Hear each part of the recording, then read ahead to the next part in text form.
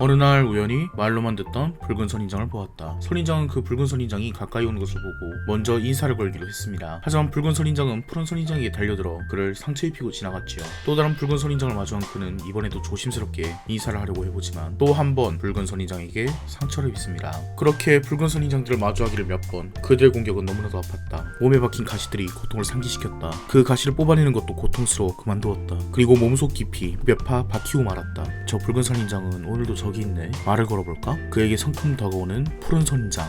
안녕?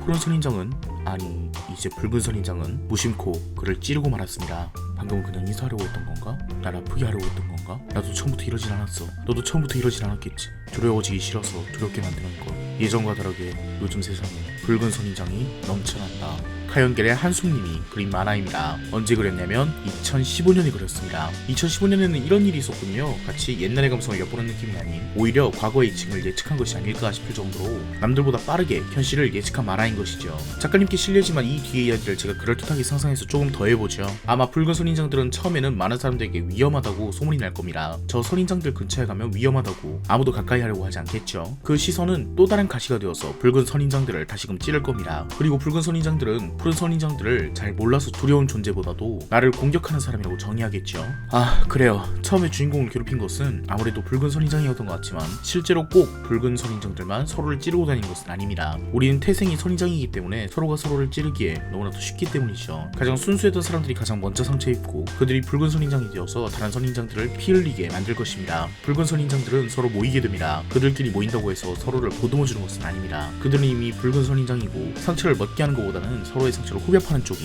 조금 더 재미있게 느껴지기 때문입니다. 붉은 선인장들은 서로의 상처를 후비다가 푸른색으로 보이는 선인장을 발견하면 단체로 몰려들어 그에게 상처를 입힐 것입니다. 더 나아가선 이런 구호를 외치기도 하겠죠. 선인장은 원래 풀 수가 없다. 붉은 것이 선인장의 원래 모습이다. 이것은 남을 상처 입히기 위한 구호이기도 하지만 스스로 상처 입었어야 할 이유를 스스로 만들어서 납득하는 것이기도 합니다. 머릿속으로 그런 이유라도 만들어내지 않으면 자신이 왜 영웅 모르게 찔려야 했는지 그것에 대해서 납득할 수 없기 때문입니다. 혹은 납득하기 싫었을 수도 있습니다. 자신을 상처 입힌 그 선인장도 어딘가에서 다치고 온 선인장이었고 자신이 하고 있는 일이 완전히 똑같은 일이란 것에 애써 눈 돌리려고 할지도 모르죠. 그냥 이렇게 생각해보는 것도 좋겠습니다. 나를 찌른 선인장과 비슷한 특징을 가진 선인장을 모두 나쁜 인간이라고 정의해보는 겁니다. 그리고 나와 마음이 맞는 선인장들끼리 모여 그들과 계속 찌르기 대결을 해대는 것이죠. 상처는 늘어나겠지만 복수의 쾌감도 이루어집니다. 양쪽은 모두 붉은 선인장이죠. 사실 세상에 붉은 선인장만 있는 것은 아닙니다. 중간쯤의 선인장이 제일 많죠. 누군가에게 찔릴 것을 두려워하면서도 그래도 인사를 건네보는 선인장들입니다. 붉은 선인장들이 늘어날수록 이 판에서 인사를 건네보려는 선인장은 점점 사라지게 됩니다. 우리는 서로의 모습을 보고 붉은 선인장이란 것을 알게 될 것입니다. 우리 스스로가 붉은 선인장이기 때문에 그들의 행동을 너무나도 잘 이해하겠지만 우리는 그들과 다른 존재라고 믿을 겁니다. 나는 영원히 상처 입는 자, 그들은 영원히 상처 주는 자로요.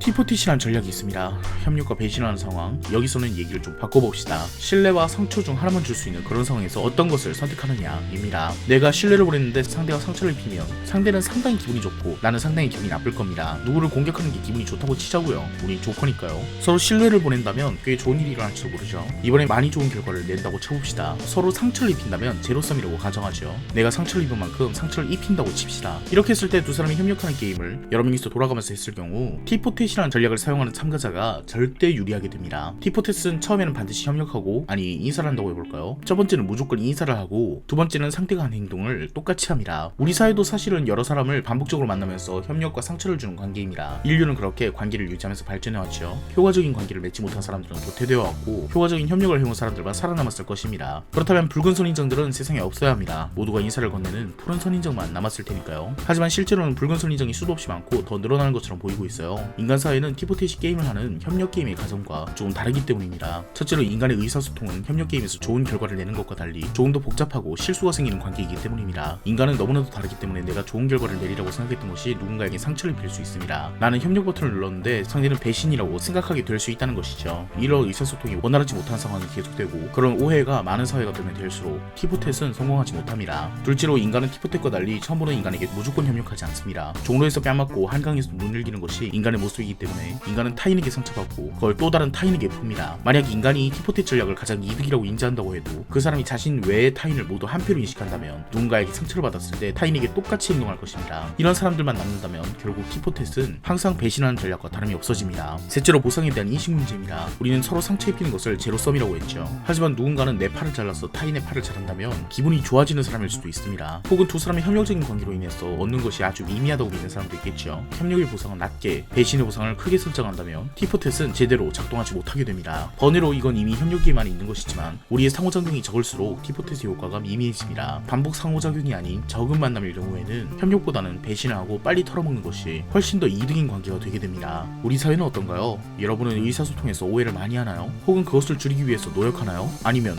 오해하게 그냥 두는 건 아니겠죠? 여러분은 처음 보는 타인을 신뢰하나요? 혹은 다른 사람들에게 받은 상처를 처음 보는 사람에게도 투영해서 그를 피하려고 하나요? 당신이 상처 입는 것을 감안해서라도 타인이 상처 입는 것을 더 기쁘게 생각하고 서로 협력했을 때 얻는 이득이 별로 없다고 생각하고 있지는 않으시겠죠? 근본적으로 타인과 많은 소통을 하려고 하나요? 상호작용을 최대한 줄이는 사회에선 서로 배신하는 것이 가장 유리하게 되는데도요. 우리 사회의 구성원인 여러분이 우리 사회를 만들어가고 있습니다. 붉은 선인장의 사회.